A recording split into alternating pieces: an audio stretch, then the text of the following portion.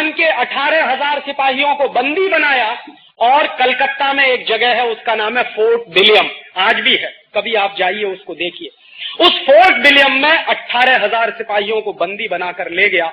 10 दिन तक उसने भारतीय सिपाहियों को भूखा रखा और उसके बाद 11वें दिन सबकी हत्या कराई। और उस हत्या कराने में मीर जाफर रॉबर्ट क्लाइव के साथ शामिल था। उसके बाद रॉबर्ट क्लाइव ने क्या किया, उसने बंगाल के नवाब सिराजुद्दौला की हत्या कराई मुर्शिदाबाद में, क्योंकि उस जमाने में बंगाल की राजधानी मुर्शिदाबाद होती थी, कलकत्ता नहीं थी। सिराजुद्दौला की हत्या कराने में रॉबर्ट क्लाइव और मीर जाफर दोनों शामिल थे।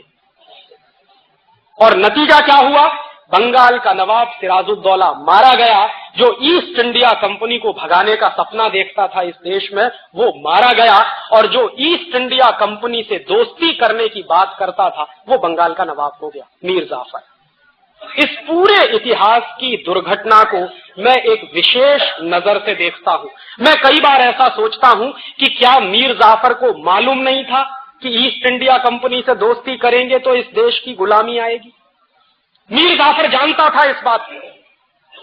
मीर जाफर बराबर जानता था कि मैं मेरे कुर्सी के लालच में जो खेल खेल रहा हूं, उस खेल में इस देश को सैकड़ों वर्षों की गुलामी आ सकती है, ये वो जानता था। और यह भी जानता था कि अपने स्वार्थ में, अपने लालच में मैं जो गद्दारी करने जा रहा हूं इस देश के साथ, उसके क्या दुष्परिणाम होंगे वो भी उसको मालूम थे। लेकिन इसका होता कि हम 1757 ऐसा सोचता हूं कि गुलामी से आजाद हो जाते, क्योंकि 18,000 सिपाही हमारे पास थे और 300 अंग्रेज सिपाहियों को मारना बिल्कुल आसान काम था हमारे लिए। हम 1757 में ही अंग्रेजों की गुलामी से आजाद हो जाते, एक बात। और दूसरी बात, ये जो 200 वर्ष की गुलामी हमको झेलनी पड़ी 1757 से 1947 तक की, और उस 200 वर्ष की गुलामी को भगाने के लिए 6 लाख लोगों की जो कुर्बानियां हमको देनी पड़ी, वो बच गया होता। भगत सिंह, चंद्रशेखर, ऊधम सिंह, तात्या टोपे, झांसी की रानी लक्ष्मीबाई, सुभाष चंद्र बोस, ऐसे ऐसे नौजवानों की कुर्बानियां दी हैं। ये कोई छोटे मोटे लोग नहीं थे। सुभाष चंद्र बोस तो आईसीएस टॉपर थे। ऊधम सिंह चाहता तो अय्याशी कर सकता था, बड़े बाप का बेटा था। भगत सिंह और चंद्रशेखर की भी यही हैसियत थी, चाहते तो जिंदगी की जवानी की रंगरेलियां मनाते और अपनी नौजवानी को ऐसे फंदे में नहीं फंसाते। ये सारे वो नौजवान थे जिनका खून इस देश के लिए बहुत महत्वपूर्ण था। 6 लाख ऐसे नौजवानों की कुर्बानियां जो हमने दी, वो नहीं देनी पड़ती। और अंग्रेजों की जो यातनाएं सही, जो अपमान हमने बर्दाश्त किया, वो नहीं करना पड़ता अगर एक आदमी नहीं होता, मीर जाफर। लेकिन चूंकि मीर जाफर था और मीर जाफर का लालच था कुर्सी का और पैसे का, उस लालच ने इस देश को 200 वर्ष के लिए गुलाम बना दिया। और मैं आपसे यही कहने आया हूं कि 1757 में तो एक मीर जाफर था, आज हिंदुस्तान में हजारों मीर जाफर।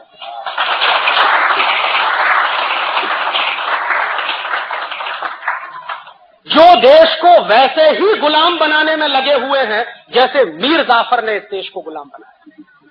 मीर जाफर ने क्या किया था, विदेशी कंपनी को समझौता किया था बुला के, और विदेशी कंपनी से समझौता करने के चक्कर में उसको कुर्सी मिली थी और पैसा मिला था। आज जानते हैं हिंदुस्तान का जो नेता प्रधानमंत्री बनता, हिंदुस्तान का जो नेता मुख्यमंत्री बनता है, वो सबसे पहला काम जानते क्या करता है? प्रेस कॉन्फ्रेंस करता है और कहता है विदेशी कंपनी वालों तुम्हारा स्वागत है, आओ यहां पर। और बराबर इस बात को याद रखिए, ये बात 1757 में मीर जाफर ने कही थी ईस्ट इंडिया कंपनी से कि अंग्रेजों तुम्हारा स्वागत है, उसके बदले में तुम इतना ही करना कि मुझे कुर्सी दे देना और पैसा दे देना। आज के नेता भी वही कह रहे हैं, विदेशी कंपनी वालों तुम्हारा स्वागत है। और हमको क्या करना, हमको कुछ नहीं, मुख्यमंत्री बनवा देना, प्रधानमंत्री बनवा देना, 100-200 करोड़ रुपए की रिश्वत दे देना, बोफोर्स के माध्यम से हो या एनरॉन के माध्यम से हो, हम उसी में खुश हो जाएंगे, सारा देश हम आपके हवाले कर देंगे। ये इस समय चल रहा और इतिहास की वही दुर्घटना दोहराई जा रही है जो 1757 में हो चुकी। और मैं आपसे मेरे दिल का दर्द कह रहा हूं कि एक ईस्ट इंडिया कंपनी 200-250 वर्ष इस देश को गुलाम बना सकती है, लूट सकती है, तो आज तो इन मीर जाफरों ने 4000 विदेशी कंपनियों को बुला लिया।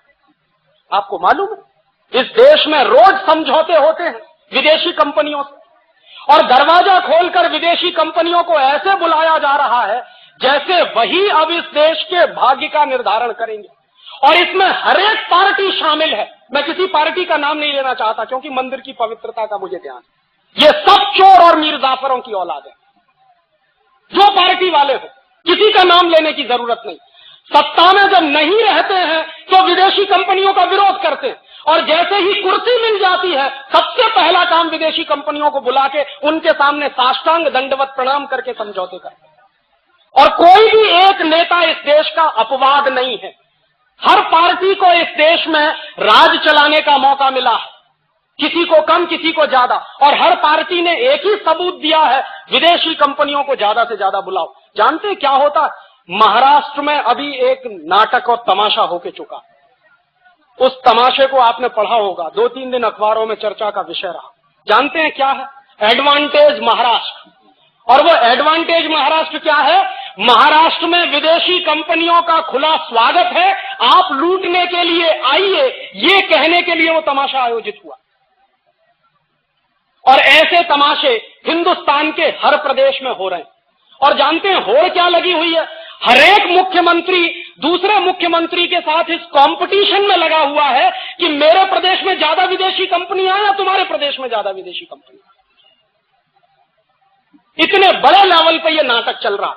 और इस नाटक के सूत्र देखिए क्या क्या है। अभी तक क्या था कि विदेशी कंपनियों को बुलाने के लिए इस देश में कुछ कायदे थे, कुछ कानून थे, उनके चलते वो ज्यादा से ज्यादा 39% की पूंजी लेकर आती थी।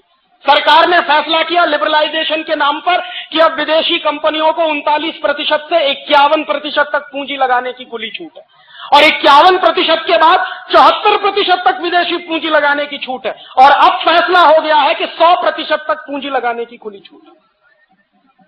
माने 100% विदेशी कंपनियों को खुली छूट है। वो आ रहे हैं, पहले आए थे, ध्यान रखिए, बंदूक लेकर तलवार लेकर लूटने के लिए। अब की बार लूटने को उनके लिए बंदूक और तलवार की जरूरत नहीं है। उनको यहां अपनी सरकार बनाने की जरूरत नहीं है। जब यहां का हर नेता मीर जाफर हो गया है तो उनको जरूरत क्या है रॉबर्ट क्लाइव को भेजने की। और बहस पता है क्या चल रही है? अगर ध्यान से आप पढ़ते हो तो अखबारों में अभी एक बहुत बड़े नेता का बयान आया, मैं उसका भी नाम नहीं लेना चाहता। एक बड़े नेता जो बहुत जिम्मेदार माने जाते हैं, इस देश के एक्स फाइनेंस मिनिस्टर रहे, उनका बयान पता है क्या? उनका ये कहना है कि हर एक पॉलिटिकल पार्टी के एमपी को पार्लियामेंट के अंदर विदेशी कंपनियों का एजेंट बनने की खुली छूट मिलनी चाहिए। ये उनका बयान है। और क्यों? क्योंकि हमको दलाली खानी है हर एक कंपनी से। तो हिंदुस्तान में दलाली खाने की खुली छूट मिलनी चाहिए, और इस खुली छूट को देने के लिए अगर कोई कानून बनाना पड़े तो वो कानून हिंदुस्तान के पार्लियामेंट को बना लेना चाहिए। ये बयान एक बहुत बड़ी पार्टी के बहुत बड़े नेता जो वित्त मंत्री रह चुके हैं उनका है।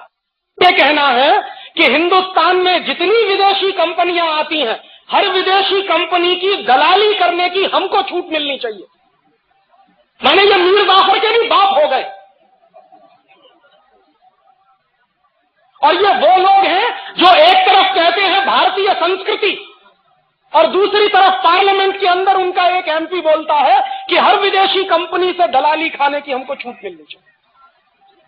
ऐसे हिंदुस्तान में 540 एमपीज बैठे, और हर एमपी अगर एजेंट हो गया है विदेशी कंपनियों का, और कुछ हो गए हैं देशी कंपनियों के, और इन एजेंटों ने पता है क्या है, पूरे देश को एक कंपनी बना दिया है। जैसे कंपनी को चलाते हैं वैसे ही देश चला रहे हैं। जो मन में आता है वो कानून बना देते हैं। हिंदुस्तान में विदेशी कंपनियों ने कहा कि हमको लूट की खुली छूट चाहिए, इसके लिए फेरा कानून खत्म करो। सरकार ने तय कर लिया कि फेरा कानून हटा दो। विदेशी कंपनी